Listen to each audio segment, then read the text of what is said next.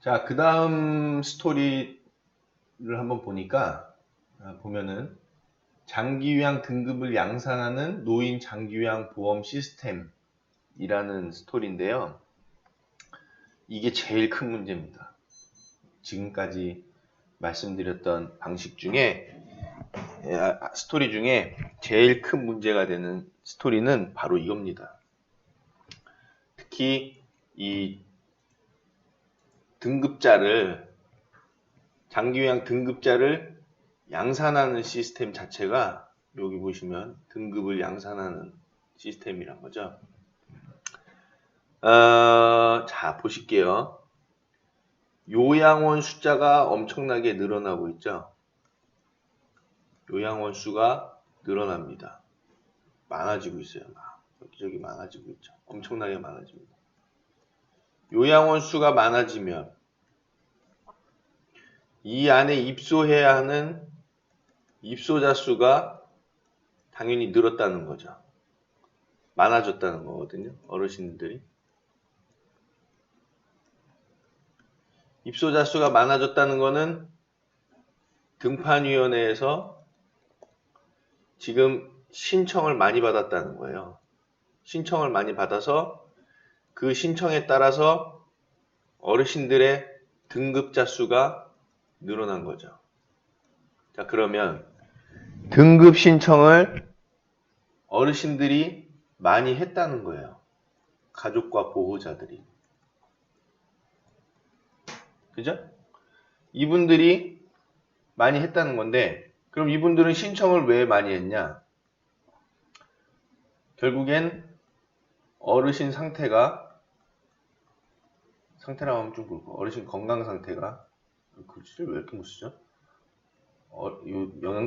좀 어디서 후원을 받든지, 하나 구매를 하든지, 어르신 건강 상태가 악화됐다는 거거든요. 그죠? 어쨌든 건강 상태가 많이 나빠졌든 적게 나빠졌든 악화가 된 겁니다. 자, 여기서 신청을 했을 때 등판에서 이 등급자로 넘어가는 방향이 여기서 등급자로도 갈 수 있지만 등급자로 못 가고 등회자로 되는 수도 있습니다. 등회자로 되면 어떻게 돼요? 시설을 못 이용해요. 그래서 안내하기로는 돌봄 서비스 정도 받으세요 하거든요. 그러면 이 돌봄 서비스를 받을 수 있는 어르신의 건강 상태냐? 아니라는 거거든요. 그래서 다시 이 돌봄 서비스를 받는다 해도 건강 상태가 악화가 됩니다. 악화가 돼서 다시 신청하죠. 다시 신청해서 등판해서 결국에는 입소자 수로 여기서 인정을 받게 되는 거죠. 그래서 건강 상태가 악화돼서 등회자였던 분이 결국에는 등급자로 인정을 받아서 요양원에 입소를 하게 됩니다. 그러면 시설이 여기에 다 찼다고 하면 여기서 시설이 하나 또 생기면 여기에 입소가 되는 거죠. 지금 이런 상황이 벌어지고 있는 거거든요. 자, 여기서 지금 그렇기 때문에 이 전체가 악순환이 되고 있는 겁니다. 무슨 악순환이냐? 등급이 어르신들의 건강 상태가 계속 악화되고 가는 구조를 갖고 있는 거죠. 계속 악화가 되기 때문에, 왜냐면 연세가 많아지시기 때문에 결국에는 신청을 해서 등판을 받아서 시설에 계속 입소하는 상황이 벌어지는 거죠. 그래서 요양원 수는 계속 늘어날 수밖에 없습니다. 지금 이 상황인 거예요. 여기서 고리 하나를 끊어야 됩니다. 뭐냐? 어르신 건강 상태가 악화가 됐습니다. 신청을 했어요. 등판에서 등회가 나왔습니다. 돌봄 서비스 받는 방향에서 돌봄은 이게 제가거든요. 집에서 받는 거. 네. 여기 이 돌봄만으로는 서비스 상태가 안 된다는 거예요. 그래서 여기서 등외라 하더라도 적절히 이용할 수 있는 시설이 주어져야 됩니다. 그래서 이 시설에서 등외 어르신에 대한 적절한 보호가 이루어져야 되겠죠. 여기서 적절한 보호가 이루어지면 건강 상태를 유지해 갑니다.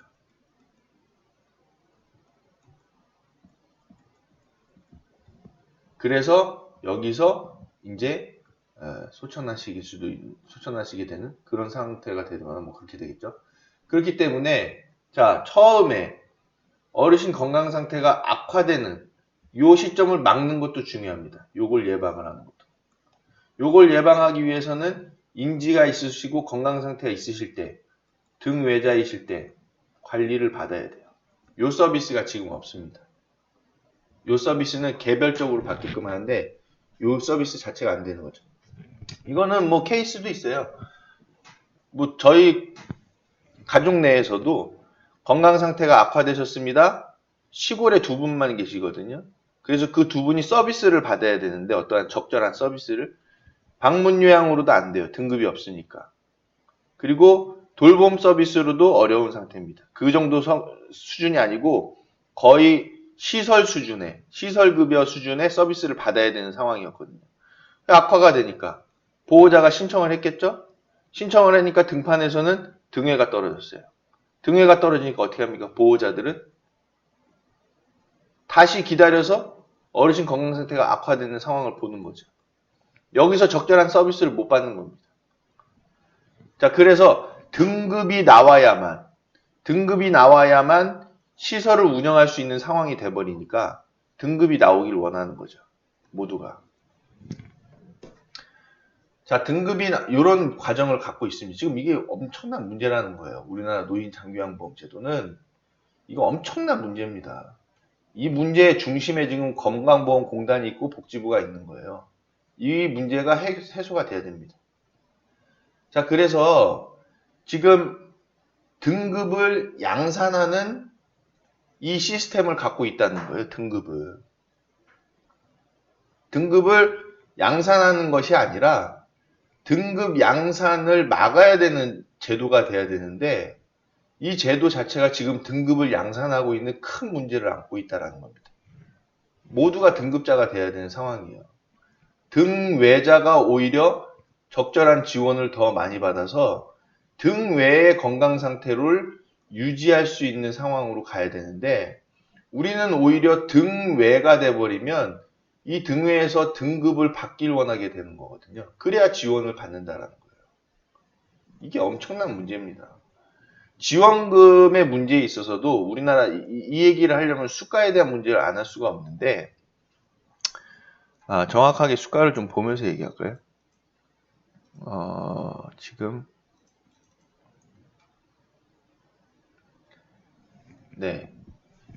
현재 시설로 봤을 때 1등급자가 69,150원, 그 다음에 2등급자가 64,170원, 그 다음에 3에서 5등급자가 59,170원. 요 금액에도 지금 문제가 크다는 거거든요. 어쨌든 저 금액을 얘기하긴 그 금액은 좀 이따 얘기하고 지금 이 금액을 받아서 시설에 들어가야만이 이 금액을 지원받아서 한 달에 60만 원 정도 되는 금액으로 시설 서비스를 받을 수 있는 상황이니까. 그러니까 등회자도 이 서비스를 받고 싶어 하는 수요가 크거든요. 그 수요가 많거든요. 왜냐하면 여러분 시설을 운영하시는 분들 잘 아시겠지만 시설에 들어가서 서비스를 받으면 건강 상태가 유지가 됩니다. 또는 양호해질 수도 있어요. 심지어는. 양호해진다라고들 많이 하시죠. 등급이 1등급을 받았다가 예를 든 겁니다. 1등급을 받았다가 3등급을 받는 상황으로 갈 수는 없습니다. 이론상. 자, 또 3등급에서 5등급자로 가는 것도 실질적으로 이론상 어렵습니다. 근데 시설에서는 지금 건강 상태가 이렇게 바뀌는 분들이 있을 수도 있다는 거거든요. 5등급이 아니라 4등급이라고 바뀐다고 하더라도. 그래서 평가에서 등급이 호전되는 건 없어졌죠. 자, 근데 지금 문제는 시설 서비스에 예를 들어서 비용이 이렇게 된다고 했을 때 3등급자 특히 59,170원이라고 했을 때 이 비용의 80%를 지원받아서 시설 서비스를 이용하고 싶은 욕구들이 있기 때문에 등회자에서 등급을 받기를 원하는 상황으로 내몰리고 있다는 겁니다. 그래서 우리나라는 장기 요양 등급을 양산하는 시스템입니다. 그 얘기는 뭐냐? 결국엔 등급 인정을 받는다는 것은 결국엔 건강 상태가 악화됐다는 거예요. 그리고 노인성 질병이 심각해졌다는 거. 자, 등회자에서 등급을 받는 상황으로 가요. 이거를 좋다라고 보고 있는 거예요, 지금 우리나라 국민들은. 왜냐하면 지원금을 받을 수 있으니까. 이해되시죠? 자, 심각한 문제라서 좀 얘기가 길어지는데, 등외가 되었을 때 등외인 분들이 많잖아요. 어르신들이. 이 어르신들이 등외의 상태를 유지할 수 있는 장기요양 보험제도가 돼야 되는 겁니다. 예방을 먼저 해야 될 거 아니에요. 예방에. 등급자를 양산하는 시스템으로 가지 말고. 그러기 위해서는 뭐가 활성화가 돼야 되냐? 양로시설 또는 노인 공동생활 가정 시설인 주거복지 시설이 잘 돼야 됩니다. 노인 주거복지 시설이죠. 이게 돼야 되는 거거든요. 자, 근데 이 시설들 싸그리 사라졌습니다. 다 없어요. 이거 하면은 손해예요. 누가 해요? 못해요, 이거. 왜 못해요? 지원금이 없기 때문에. 어디에? 시설로. 자, 위에서도 설명드렸지만 공단 있어요. 시설 있어요. 보호자 있어요. 이 주거복지 시설일 때 공단에서 시설로 돈을 줍니까? 안 줘요. 보호자만 내게끔 돼 있어요. 100%. 그러니 비용 부담이 생기죠. 그래서 보호자들은 뭘 받길 원해요? 등급을 받길 원하게 되는 겁니다. 등급 받고 싶어요가 되는 거죠. 이거 얼마나 큰 심각한 문제입니까? 자, 이 내용이 우리나라 지금 부모 자녀 관계에 굉장한 악영향을 미친다라고 저는 얘기하고 싶고요. 대학 교수님들이나 우리 대학원생분들 있잖아요. 이거 연구하셔요. 이게 제일 큰 문제입니다. 이거 근데 모르잖아요. 이 내용들. 이제 이 얘기 하니까 이제 이런 내용을 이해하실 건데 엄청난 문제입니다. 이거. 아주 심각한 거예요. 등급을 받지 말아야 되는데 등급을 받게끔 만들어 가고 있는 거거든요.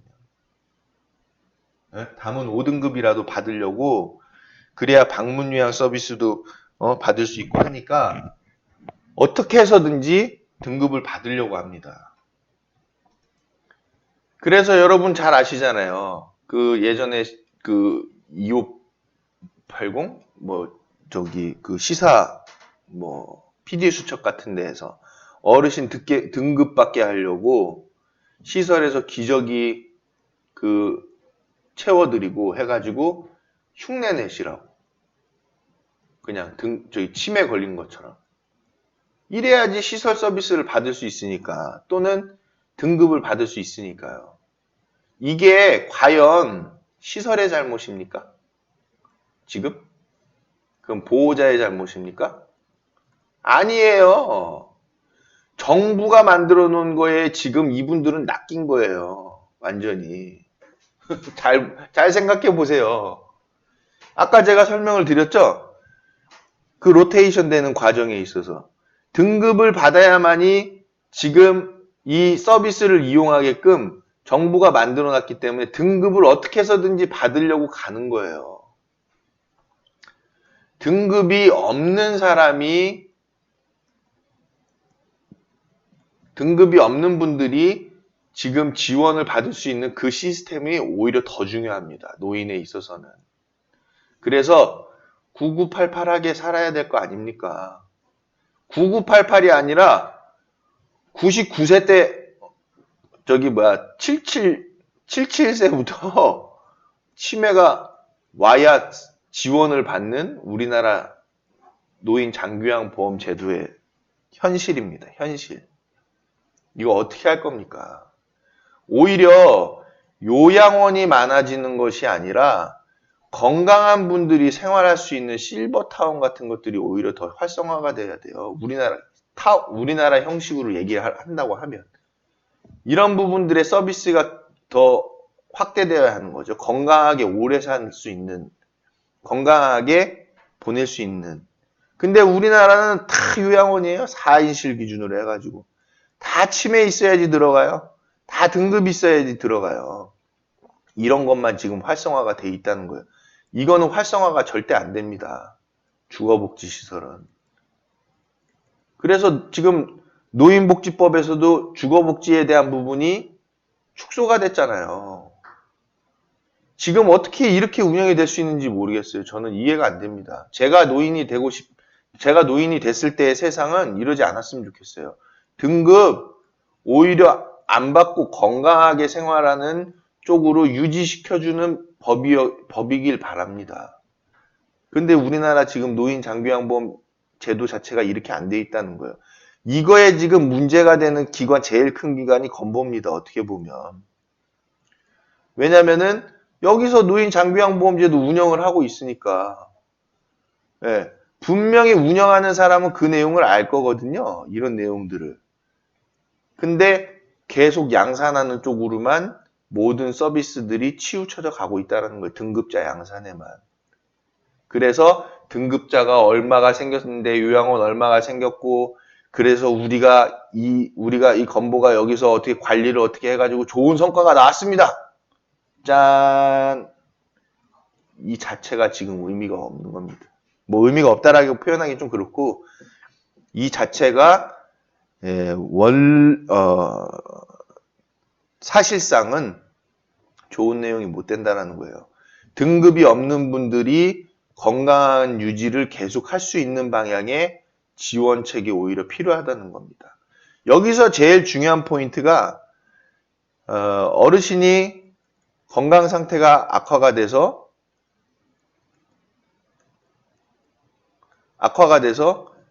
등급 신청을 하게 되는 상황이 오거든요. 자, 요랬을 때 여기서 이분의 등급이 등회 정도의 수준일 때, 만약에 등급을 신청했는데 등회 정도 수준이 될 때, 그 바로 직전, 거기서의 그 관리가 굉장히 중요한 거예요. 누적 관리가. 그래서 등급자로 발생하지 않게끔, 이분이 건강 상태가 여기서 악화되지 않게끔 이미 사전에 시설을 이용하면서 지원을 받을 수 있는 그런 지원책이 마련이 돼야 됩니다. 이게 가장 중요한 거예요. 저도 제가 요양원 창업과 운영 지원에 대한 그런 컨설팅, 상담 또 그런 서비스를 운영을 하고 있지만, 제가 운영하고 보는 관점의 제일 중요한 부분이 이겁니다. 이게 오히려 시설, 요양원 100개 만드는 것보다도 건강한 어르신들이 건강한 생활 유지할 수 있게끔 하는 시설 10개 만드는 게 오히려 더 중요하다 라고 저는 말씀드리고 싶습니다. 자, 이렇게 해서 이 스토리 내용도 정리를 하고, 다음 스토리 한번 보실까요? 12번 스토리, 간접 인력은 어르신을 위한 서비스가 아니고 직접 인력만이 어르신을 위한 서비스를 제공하고 있다? 이 내용은 뭐냐면요. 시설 지금 그 인건비 비율에 대한 건데, 시설은 인건비 비율을 얘기할 때 직접 인력하고 간접 인력을 나눠놨습니다. 그래서 직접 인력은 누구냐? 요양보호사, 사회복지사, 그 다음에 간호조무사, 다음 물리치료사. 간접인력은 이 사람들을 뺀 전원입니다. 간접인력은. 자, 그래서 지금 여기 스토리에서 얘기하는 건 이거죠. 직접인력은 어르신들을 직접 상대하는 인력이라고 말하는 거고, 간접인력은 어르신들을 간접적으로 지금 서비스를 제공해드리고 있다는 거예요. 그래서 간접적으로 서비스를 제공하는 사람들은 어르신을 위한 서비스를 제공하고 있는 것이 아니냐라고 말하는 거죠. 왜 그런 얘기를 하게 되냐면은 지금 이 인건비 비율을 얘기할 때 시설에서 요 사람들만 인건비 비율을 인정해 주는 겁니다. 즉 전체 수입에 쉽게 얘기하면 요 전체 수입이라는 거는 공단부담금, 본인부담금, 가산금에 해당하는 수입이죠. 그래서 전체 수입이라면 안 되겠다. 공단부담금, 또 본인부담금, 그 다음에 가산금, 이런 것들. 그 수입액 대비 요 직접 인력의 인건비거든요. 그래서 요 직접 인건비가 뭐 60.2%를 넘겨라. 뭐 50 몇 프로를 뭐 넘겨라. 요게 지금 정해져 있어요. 이거를 지금 안 지켰을 때에는 현재로서는 크게 페널티는 없는데 가장 큰 페널티가 있죠. 설립자 전출금을 못 책정합니다.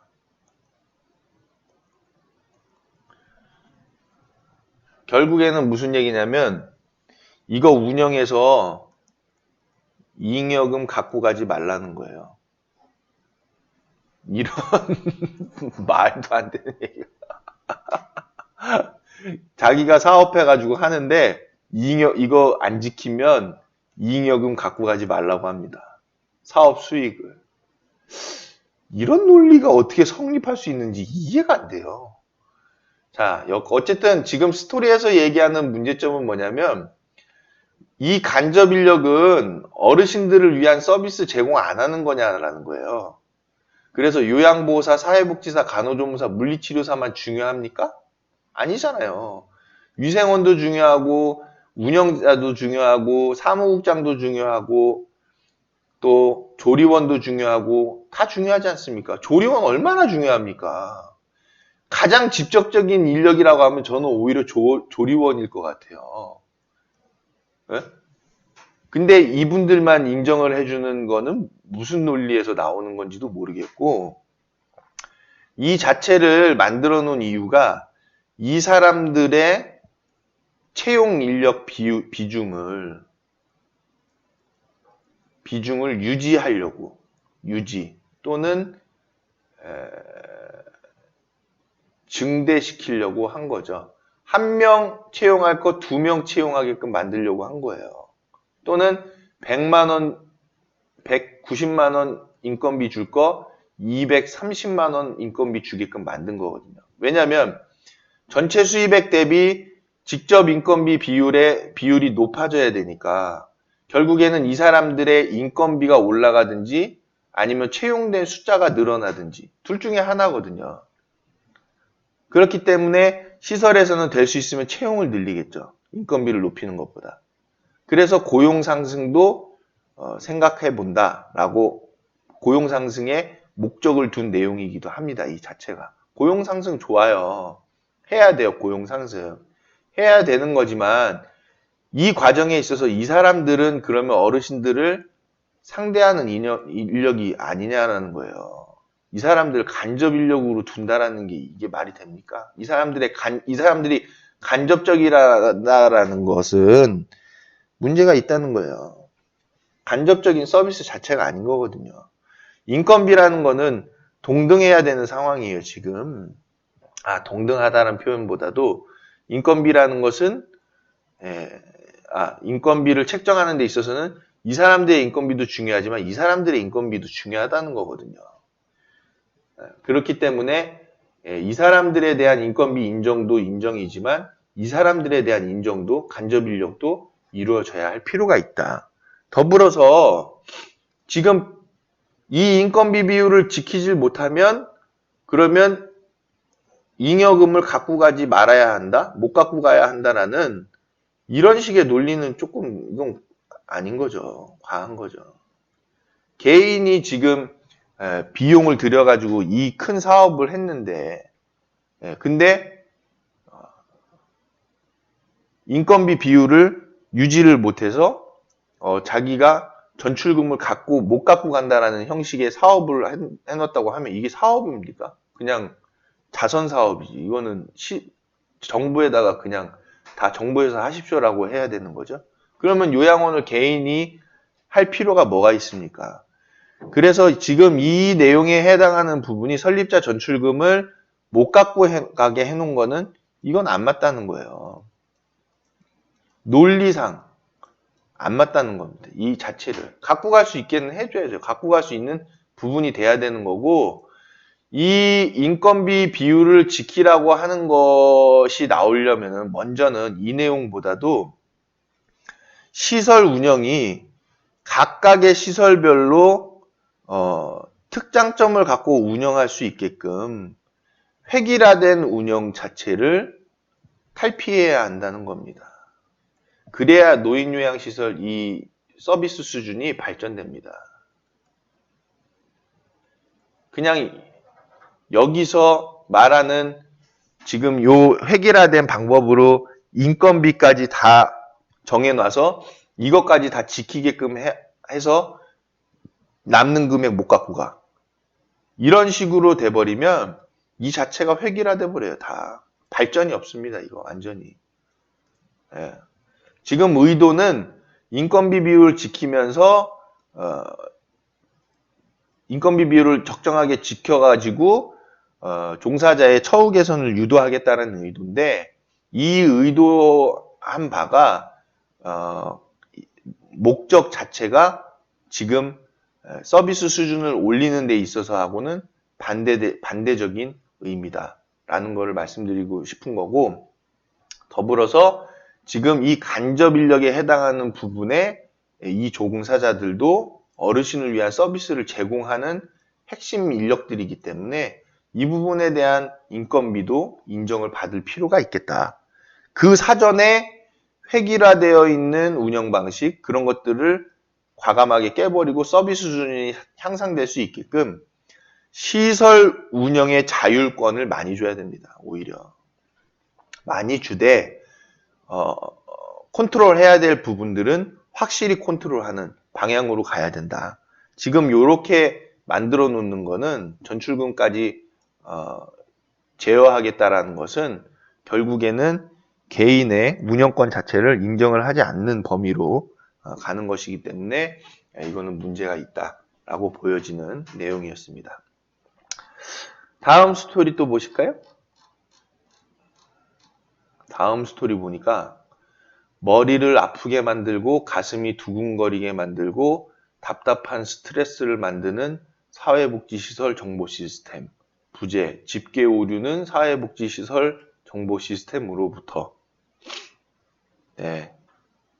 제목이 좀 너무 그 스토리 내용 제목이 좀 사회복지시설 정보 시스템에 대한 부분을 너무 좀 저평가하고 있는 제목인 것 같아서 그러나 머리를 아프게 만들고 가슴이 두근거리게 만들고 답답한 스트레스를 만들었던 거는 사실이죠.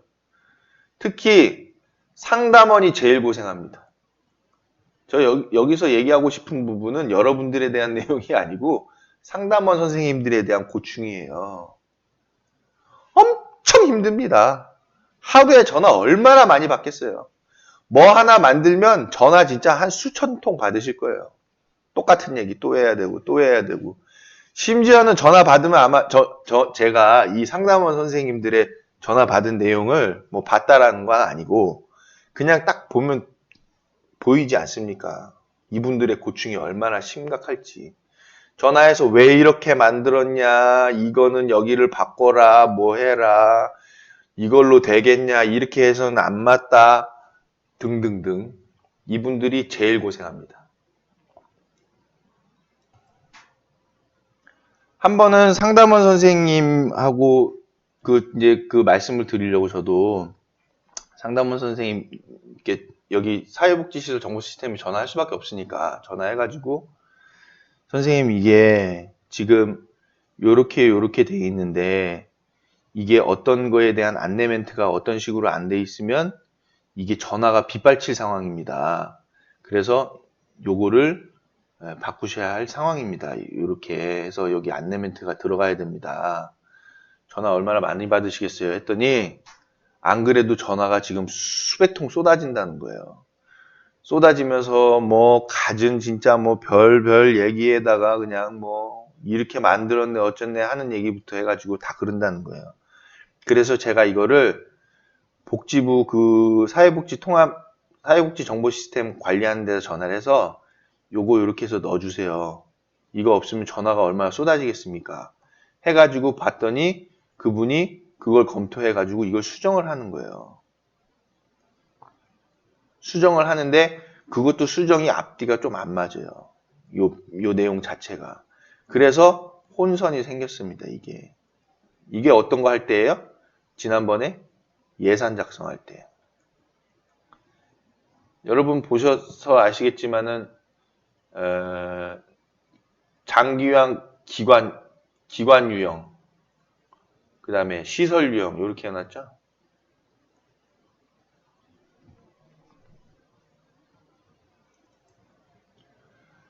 그래서 시설 유형, 기관 유형 요 내용이 나왔는데 딱 보시고 어떻게 생각하셨어요, 여러분들? 우리는 요양원이니까 시설이지 했던 데들 있고 우리는 시설이면서도 장기요양기관인데 했던 데 있고 방문요양이나 그런 데들은 우리는 기관이니까 시설보다는 장기요양기관으로 가야지 했던 데 있고 여기서 혼선 딱 생겼죠. 그래서 시설 유형으로 만들었던 데들 다시 다 장기요양 기관 유형으로 만들어서 또 보고를 했었던 적이 있었습니다. 요 최근 얘기죠. 작년에 12월 말일날 예산 작성하는 거니까. 이 내용뿐만이 아니라 결의서에 대한 얘기도 좀 할게요. 지출 결의서 있고 세입 결의서 있죠. 네, 결의서 출력이 전체 출력이 안 됩니다. 그래서 얘기를 했어요. 전체 출력하게끔 해주시면 시설에서 업무 보는데 좋을 텐데 단일 건 출력만 하게끔 해놓습니다. 그럼 시설에서는 계속 이거 매일같이 입력을 해야 되겠죠. 네. 그래서 이런 불편한 것들. 그리고 메뉴가 도대체 얼마나 많은지 모릅니다. 여기 이 시설 정보 시스템의 메뉴가. 그 메뉴에 그 상담 게시판 보면 시스템 상담이라고 있잖아요. 시스템 상담의 글이 매일 올라옵니다. 뭐가 안 돼요. 뭐가 어째요. 뭐가 어때요. 이래요. 네. 메뉴가 너무 많아. 네. 이렇게 가면 안 되죠. 이거 축소 가야 됩니다. 축소. 간소화. 네. 그리고 사용하기 쉽게끔 편의성이 더 높아져야 되겠다. 이게 개선이 안 되면 이게 먼저 개선돼야 될 1번입니다. 사회복지 시설 정보 시스템. 이거 개선이 아주 필요해요. 축소되고 간소화시키고 편의성 높이고 그리고 업무에 있어서 이거 굳이 안 써도 되잖아요. 팩스, 이메일, 또 엑셀 이런 거 가지고 충분합니다. 만드는 거. 보내고 받는 것도 충분하고요. 근데 공문 만들고 또 생성시키고 출력하고 파일로 또 저장하고 인력 정보 변경하고 다시 또 뭐 또 수정하고 사회복지시설 정보 시스템 1급 자격증 같은 거 만들어야 될 것 같아요. 1급이나 2급 자격증 뭐 이런 식으로. 그리고 그렇다고 해서 이거 가지고서 한 게 집계 오류가 잘 나오냐? 안 나와요. 재밌는 얘기 또 하나 또 하면은 지금 내용인데 간접 인건비, 직접 인건비 입력할 때 결의서에서 입력할 때 엔터 치면은 그냥 입력이 되는 게 있고 클릭하면은 입력이 안 되는 게 있습니다. 이 직접 인건비에 대해서. 엔터 치면 입력이 되는데 클릭하면 입력이 안 되는 게 있어요. 그럼 클릭하게 되면은 얘를 급여대장으로 가라고 안내가 와요. 급여대장 가서 등록해가지고 결의서 만들어서 결의서에서 다시 또 가면 또 계좌정보 입력해야 되죠. 계좌정보 가서 다시 또 급여대장으로 가야 되죠. 이거를 이런 상황이 벌어지는 겁니다. 이거 만들어서 안 되면 여기 가야 되죠. 여기서 안 되면 또 여기 가야 되죠. 요거 또 고쳐서 했죠. 또 고쳐서 보니까 요거 또 입력해야 되죠. 요거 입력하니까 또 요거 남아있죠. 요거 하니까 다시 처음으로 가야 돼. 머리 안 아프겠습니까? 이렇게 하면 가슴 안 두근거리겠습니까? 이렇게 하면 답답하지 않겠습니까? 네. 이걸로 스트레스 받는 분들 엄청 많을 거예요. 네. 그래서 이게 좀 변경이 되고 이게 좀 개선이 될 필요가 있다라는 부분을 요번에 스토리를 통해서 설명을 드립니다.